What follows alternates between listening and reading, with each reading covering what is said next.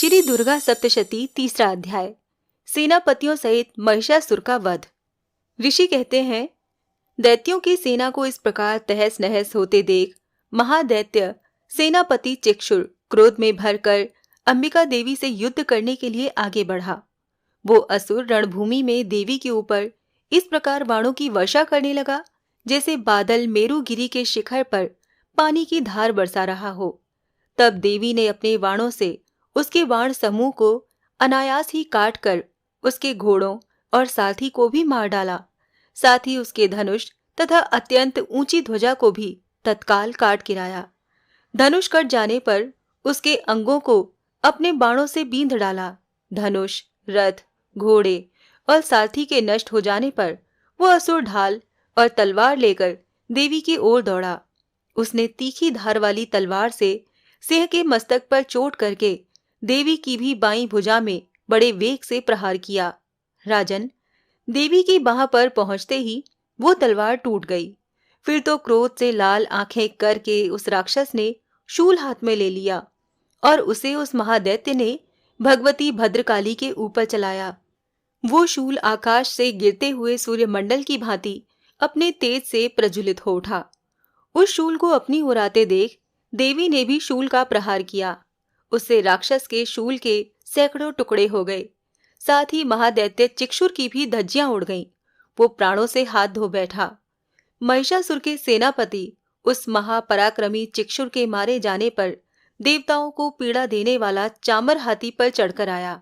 उसने भी देवी के ऊपर शक्ति का प्रहार किया, किंतु जगदम्बा ने उसे अपने हुंकार से ही आहत और निष्प्रभ करके तत्काल पृथ्वी पर गिरा दिया। शक्ति टूटकर गिरी हुई देख चामर को बड़ा क्रोध हुआ। अब उसने शूल चलाया, किंतु देवी ने उसे भी अपने बाणों द्वारा काट डाला। इतने में ही देवी का सिंह उछलकर हाथी के मस्तक पर चढ़ बैठा और उस दैत्य के साथ खूब जोर लगाकर बाहु युद्ध करने लगा। वो दोनों लड़ते लड़ते हाथी से पृथ्वी पर आ गए और अत्यंत क्रोध में भरकर एक दूसरे पर बड़े भयंकर प्रहार करते हुए लड़ने लगे।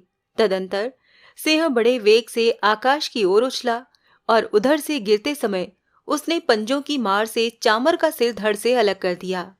इसी प्रकार उद्रक भी शिला और वृक्ष आदि की मार खाकर रणभूमि में देवी के हाथ से मारा गया तथा कराल भी दांतों, मुक्कों और थप्पड़ों की चोट से धराशायी हो गया।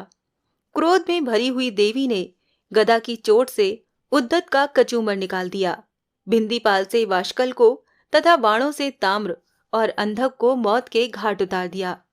3 नेत्रों वाली परमेश्वरी ने त्रिशूल से उग्रास्य, उग्रवीर्य तथा महाहनु नामक दैत्य को मार डाला। तलवार की चोट से विडाल के मस्तक को धड़ से काट गिराया। दुर्धर और दुर्मुख इन दोनों को भी अपने बाणों से ही यमलोक भेज दिया। इस प्रकार अपनी सेना का संहार होता देख महिषासुर ने भैंसे का रूप धारण करके देवी के गणों को त्रास देना आरंभ किया। किन्हीं को थुथुन से मारकर, किन्हीं के ऊपर खुरों का प्रहार करके, किन्हीं को पूंछ से चोट पहुंचाकर, कुछ को सींगों से विदीर्ण करके, कुछ गणों को वेग से, किन्हीं को सिंहनाद से, कुछ को चक्कर देकर और कितनों को निश्वास वायु के झोंके से धराशायी कर दिया। इस प्रकार गणों की सेना को गिराकर वो असुर महादेवी के सिंह को मारने के लिए झपटा। इससे जगदम्बा को बड़ा क्रोध हुआ। उधर महापराक्रमी महिषासुर भी क्रोध में भरकर धरती को खुरों से खोदने लगा तथा अपने सींगों से ऊंचे ऊंचे पर्वतों को उठाकर फेंकने लगा और गरजने लगा। उसके वेग से चक्कर देने के कारण पृथ्वी क्षुब्ध होकर फटने लगी। उसकी पूंछ से टकराकर समुद्र सब ओर से धरती को डुबोने लगा। हिलते हुए सींगों के आघात से विदीर्ण होकर बादलों के टुकड़े टुकड़े हो गए। उसके श्वास की प्रचंड वायु के वेग से उड़े हुए सैकड़ों पर्वत आकाश से गिरने लगे। इस प्रकार क्रोध में भरे हुए उस महादैत्य को अपनी ओर आते देख चंडिका ने उसका वध करने के लिए महान क्रोध किया। उन्होंने पाश फेंक कर उस महान असुर को बांध लिया। उस महासंग्राम में बंध जाने पर उसने भैंसे का रूप त्याग दिया और तत्काल सिंह के रूप में प्रकट हो गया। उस अवस्था में जगदम्बा ज्यों ही उसका मस्तक काटने के लिए उद्यत हुई, त्यों ही वो खड्गधारी पुरुष के रूप में दिखाई देने लगा। तब देवी ने तुरंत ही बाणों की वर्षा करके ढाल और तलवार के साथ उस पुरुष को भी बींध डाला। इतने में ही वो महान गजराज के रूप में परिणत हो गया तथा अपनी सूंड से देवी के विशाल सिंह को खींचने और गरजने लगा।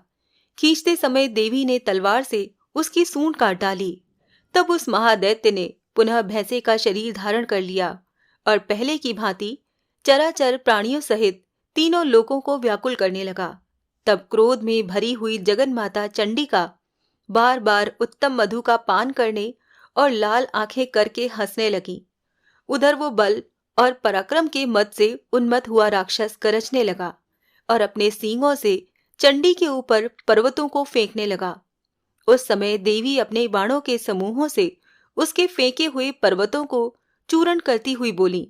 बोलते समय उनका मुख मधु के मद से लाल हो रहा था और वाणी लड़खड़ा रही थी। देवी ने कहा, ओ मूढ़, मैं जब तक मधु पीती हूं तब तक तू क्षण भर के लिए खूब गरज ले। मेरे हाथ से यहीं तेरी मृत्यु हो जाने पर अब शीघ्र ही देवता भी गर्जना करेंगे। ऋषि कहते हैं, यूं कहकर देवी उछली और उस महादैत्य के ऊपर चढ़ गईं। फिर अपने पैर से उसे दबाकर उन्होंने शूल से उसके कंठ में आघात किया। उनके पैर से दबा होने पर भी महिषासुर अपने मुख से दूसरे रूप में बाहर आने लगा। अभी आधे शरीर से ही वो बाहर निकलने पाया था कि देवी ने अपने प्रभाव से उसे रोक दिया। आधा निकला होने पर भी वो महादैत्य देवी से युद्ध करने लगा। तब देवी ने बहुत बड़ी तलवार से उसका मस्तक काट गिराया। फिर तो हाहाकार करती हुई दैत्यों की सारी सेना भाग गई तथा संपूर्ण देवता अत्यंत प्रसन्न हो गए। देवताओं ने दिव्य महर्षियों के साथ दुर्गा देवी का स्तवन किया। गंधर्व राज गाने लगे और अप्सराएं नृत्य करने लगीं।